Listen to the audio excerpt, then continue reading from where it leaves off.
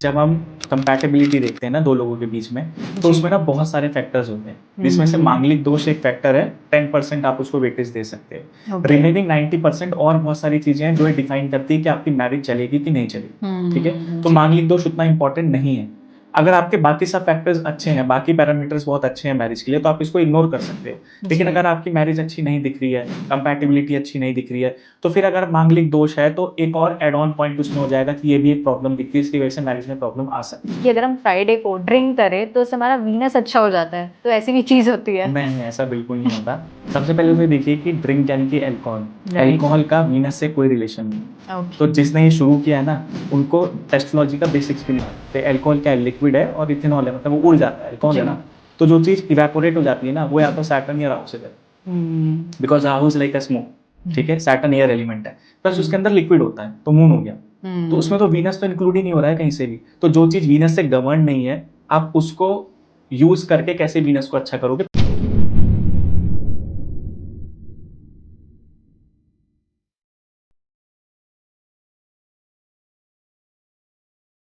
क्या आप भी लाइफ के किसी फेज में फंस गए हो? रिलेशनशिप इश्यूज हो या फैमिली प्रेशर, करियर कंफ्यूजन या हेल्थ स्ट्रगल्स, मेंटल ब्रेकडाउन्स हो या मनी स्ट्रेस, टीवीटी है आपके साथ एक ऐसी जगह जहां पर आपको गाइडेंस मिलेगी बिना किसी फिल्टर के। चाहे आपको चाहिए क्लैरिटी, हीलिंग या सही डायरेक्शन, तो हमसे जुड़िए, हमें डीएम कीजिए या फिर हमें व्हाट्सएप कीजिए 8448801064 पर। आप रेडी हो तो जुड़िए टीवीटी के साथ, जहां आपको मिलेगा हर सवाल का सच्चा जवाब।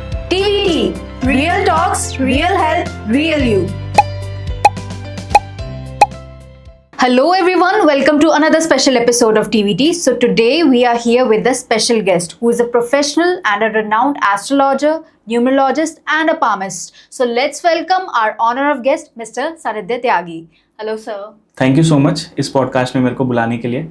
और आज हम बहुत सारी चीज़ों पे डिस्कशन करेंगे, बहुत सारे मिथ्स और मिसकंसेप्शन जो लोगों के मन में है एस्ट्रोलॉजी को लेके, उनके ऊपर डिस्कशन करेंगे और लोगों के मिथ्स को डिबंक करेंगे आज हम लोग। सो सानिध्य सर, सबसे पहले मैं आपसे ये पूछना चाहती हूँ कि आप काफ़ी सारी फील्ड्स में काम करते हैं, राइट? चाहे वो एस्ट्रोलॉजी हो, पामिस्ट्री हो, न्यूमरोलॉजी हो।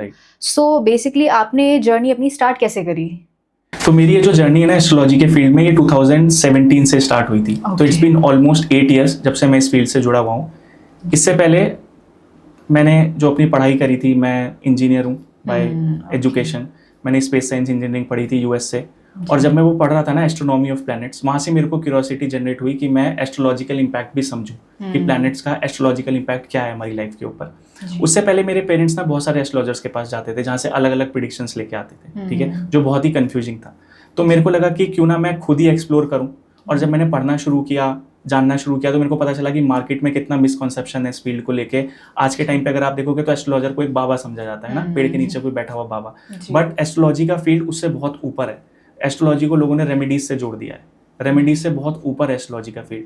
तो जब मैंने चीज़ों के बारे में पढ़ा, जाना, तो मेरे को लगा कि ये मिसकंसेप्शन मेरे को लोगों के मन से निकालना चाहिए, लोगों को अवेयर कराना चाहिए, ताकि लोग एस्ट्रोलॉजी को किसी बाबा के साथ ना जोड़े, किसी मिसकंसेप्शन या फिर किसी सुपरस्टिशियस बिलीफ के साथ ना जोड़े, इसको एक साइंस की तरह समझे। तो यहाँ से मेरी जर्नी स्टार्ट हुई थी।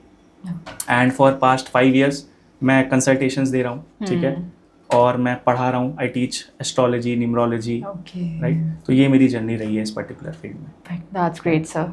सो अगर मैं आपसे ये पूछूँ, जैसे कि एस्ट्रोलॉजी है, न्यूमरोलॉजी एंड पामिस्ट्री है, तो इन तीनों में से सबसे बेस्ट प्रैक्टिस कौन सी है?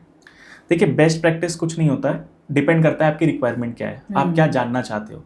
देखो, प्रैक्टिस करने से 2 चीज़ें होती हैं। एक होता है कि कंसल्टेशन देना, एक होता है सीखना, ठीक है। तो जो आपके पास क्लाइंट आते हैं ना, उनकी स्पेसिफिक क्वेरी होती है, तो based upon that particular query depend करेगा कि आपको क्या प्रैक्टिस करना चाहिए। तो इसमें कंपैरिजन मेरे को लगता है नहीं करना चाहिए, क्योंकि सबके प्रोज एंड कॉन्स है। आप न्यूमरोलॉजी देखोगे तो बहुत सारे लोगों को अपने टाइम ऑफ बर्थ नहीं पता होता, तो वहाँ पे फिर आप बर्थ टाइम रेक्टिफिकेशन करोगे या फिर प्रश्न कुंडली यूज करोगे, तो वहाँ पे न्यूमरोलॉजी हैंडी है। एस्ट्रोलॉजी सीखना टीडियस टास्क है, पूरा जीवन लग जाता है एस्ट्रोलॉजी सीखने में, तो हर कोई सीख भी नहीं सकता। तो न्यूमरोलॉजी बहुत आसानी से लोग सीख सकते हैं। कुछ लोगों को तो ये भी नहीं पता कि वो कौन से साल में पैदा हुए हैं, तो वहाँ पे फिर आपके पास पामिस्ट्री काम आती है। तो तीनों अपनी अपनी जगह ठीक है, बट डिपेंड करता है कि आपकी रिक्वायरमेंट क्या है, आप क्या एक्सपेक्ट कर रहे हो, क्वेश्चन क्या है आपका। आजकल तो लोग टैरो भी प्रैक्टिस करने लगे हैं, राइट, जिनको इंस्टेंटेनियस आंसर्स चाहिए, तो वो टैरो रीडिंग उसके लिए यूज करते हैं। जी, ठीक है। ओके। तो also sir I would like to ask this question कि अगर हम बात करें एस्ट्रोलॉजी की, तो इसमें भी आई बिलीव अलग अलग टाइप्स होते हैं, जैसे कि नाड़ी एस्ट्रोलॉजी, वैदिक Right, एस्ट्रोलॉजी, right. तो इनमें डिफरेंस क्या है? डिफरेंस है कि आप किस तरह से प्रिडिक्शन कर रहे हो। ओके। ठीक है। सब एस्ट्रोलॉजी का जो मेन पर्पस है वो है प्रिडिक्शन करना, चीज़ों का एनालिसिस करना, पैटर्न को समझना और रिजल्ट्स प्रोड्यूस करना। अब अगेन यहाँ पे भी एक कंपैरिजन है कि कौन सी अच्छी है, कौन सी खराब है, हमको क्या प्रैक्टिस करना चाहिए, वो भी डिपेंड करता है। क्योंकि बहुत सारे लोग पराश्री यानी कि वैदिक जो आप बोलते हो उसको प्रैक्टिस कर रहे हैं, बहुत सारे लोग नाड़ी को प्रैक्टिस कर रहे हैं, जी। कुछ लोग लाल किताब को भी प्रैक्टिस करते हैं। तो अलग अलग तरीका है। जेमिनी एस्ट्रोलॉजी भी आपने सुना होगा। Yeah. तो अलग अलग ऋषि रहे हैं, ये जो हम जो पढ़ रहे हैं ना अलग अलग ऋषि के नाम पे है। ठीक है, भृगु ऋषि के नाम पे है, जेमिनी ऋषि के नाम पे है, पराशरी है। तो सबने अपने अलग अलग प्रिडिक्टिव टेक्निक्स बताई हैं, जी। तो उनके बेसिस पे हमने डिफरेंशिएट किया हुआ है। बट इसमें अगेन कौन अच्छा है कौन बुरा है वो डिबेटेबल टॉपिक नहीं है मेरे हिसाब से। मैं पर्सनली नाड़ी प्रैक्टिस करता हूँ और पराशरी प्रैक्टिस करता हूँ। ओके। तो मेरे को लगता है अगर आप अच्छे से पराशरी प्रैक्टिस करते हो तो वो इनफ है प्रिडिक्शन करने के लिए आज के टाइम में। जी, Right. Okay. So also sir अगर हम मांगलिक दोष के बारे में बात करें, इसके बारे में हम काफ़ी सुनते हैं सोशल मीडिया पर भी, तो आपको क्या लगता है कि मतलब ये जो मॉडर्न मैरिजेस है इसमें स्टिल रेलिवेंट है अभी भी? नहीं है बहुत ज़्यादा रेलेवेंट, क्योंकि देखिए जब हम कंपैटिबिलिटी देखते हैं ना दो लोगों के बीच में, तो जी। उसमें ना बहुत सारे फैक्टर्स होते हैं, जिसमें से मांगलिक दोष एक फैक्टर है। 10% आप उसको वेटेज दे सकते हो। Okay. रिमेनिंग 90% और बहुत सारी चीजें हैं जो ये डिफाइन करती है कि आपकी मैरिज चलेगी कि नहीं चलेगी। ठीक है, तो जी। मांगलिक दोष उतना इंपॉर्टेंट नहीं है।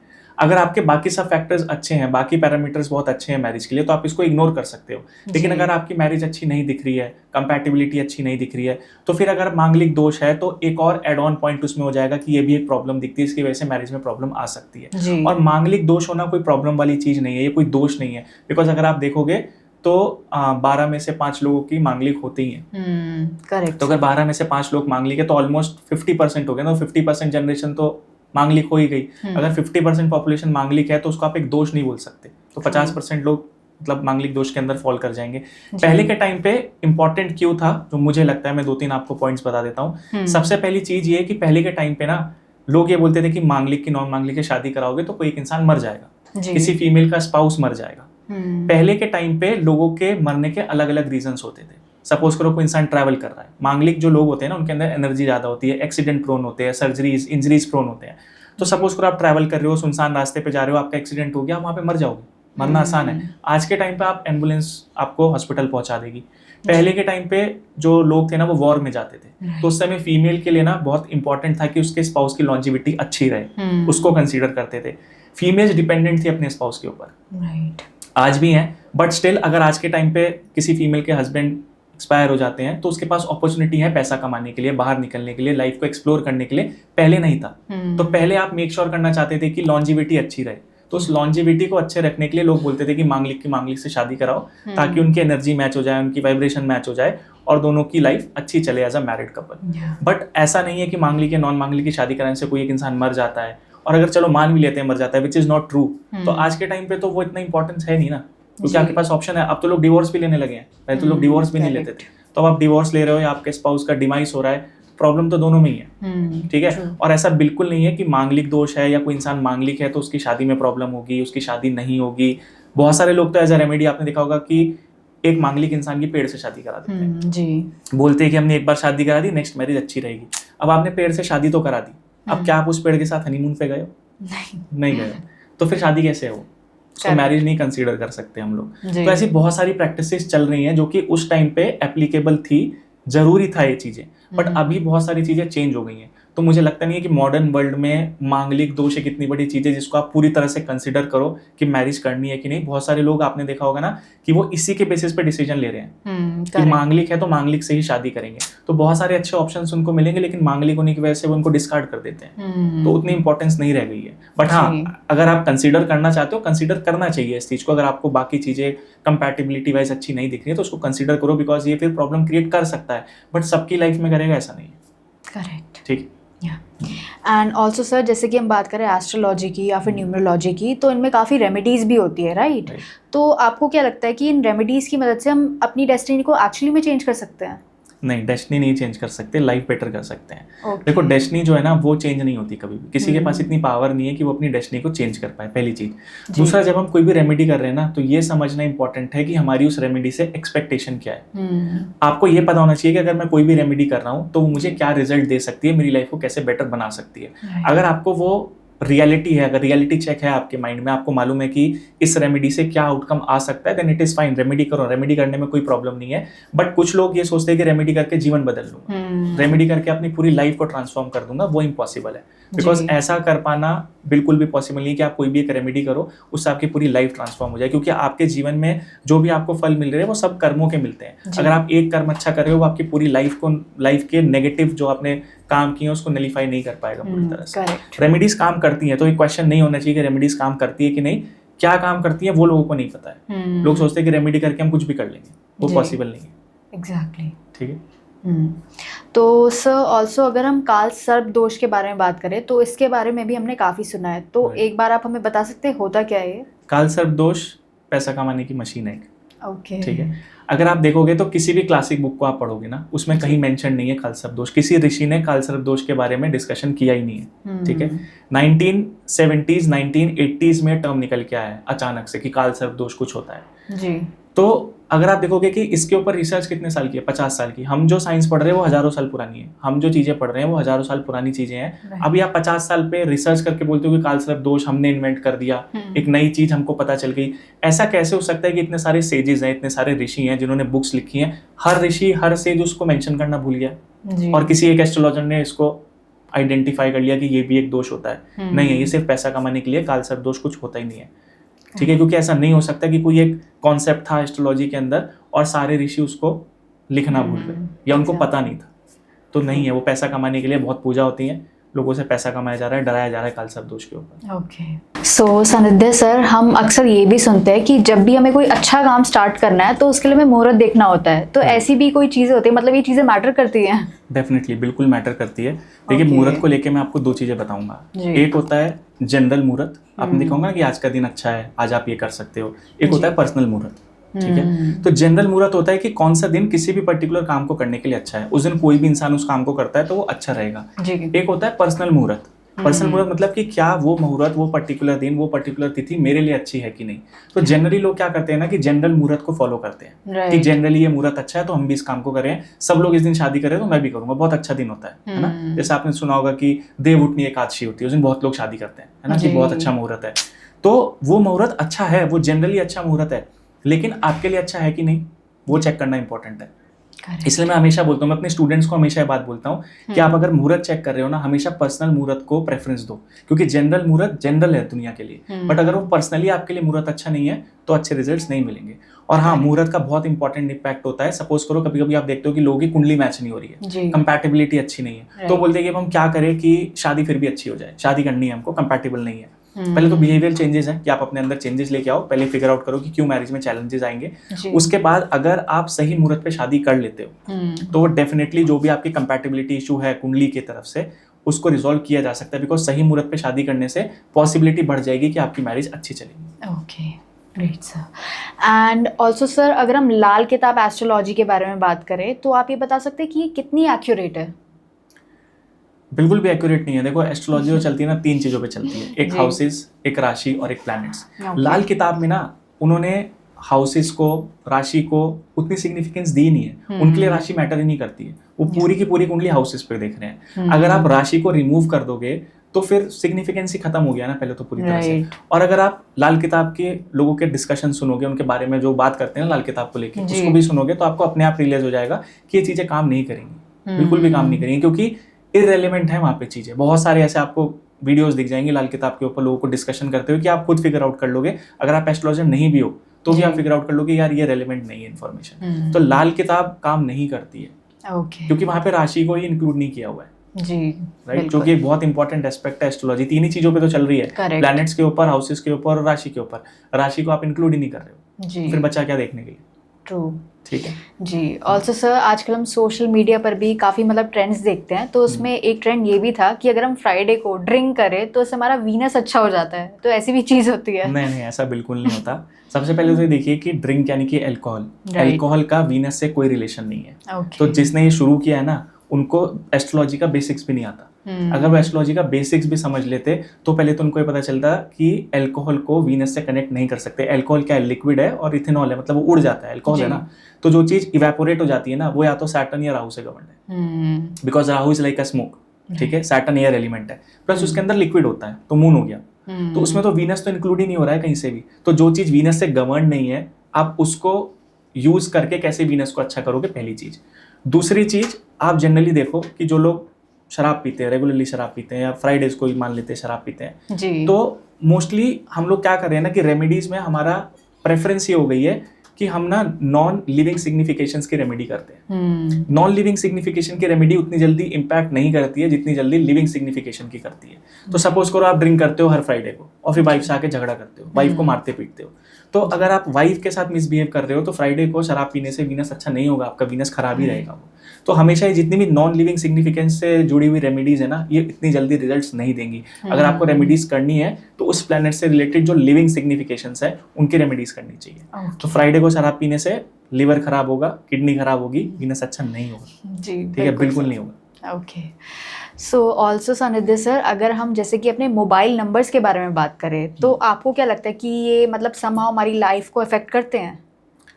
देखो, अगर आप न्यूमरोलॉजी के पॉइंट ऑफ व्यू से बात करोगे ना, तो मैं ये बोलूँगा कि आपके अराउंड जितनी भी चीज़ें हैं वो सब आपको इम्पैक्ट कर रही हैं। ओके। ठीक है, आपका मोबाइल का नंबर, घर का नंबर, कार का नंबर, हर चीज़ इम्पैक्ट करती है। जी। कितना इम्पैक्ट करती है ये क्वेश्चन है, राइट? हम न्यूमरोलॉजी पढ़ते हैं डेट ऑफ बर्थ के ऊपर। आप अपनी डेट ऑफ बर्थ चेंज कर सकते हो? जी। नहीं कर सकते। कोई तरीका नहीं है डेट ऑफ बर्थ चेंज करने के लिए। उसके लिए पहले आपको मरना पड़ेगा, दोबारा पैदा होना पड़ेगा, तब आपकी नई डेट ऑफ बर्थ आपको मिलेगी। तो जो चीज़ आप चेंज नहीं कर सकते, हम उसको मानते हैं कि इसका आपके जीवन पे मेजर इंपैक्ट है। मोबाइल नंबर क्या है? 250 रुपये में आप डेली नया सिम कार्ड खरीद सकते हो।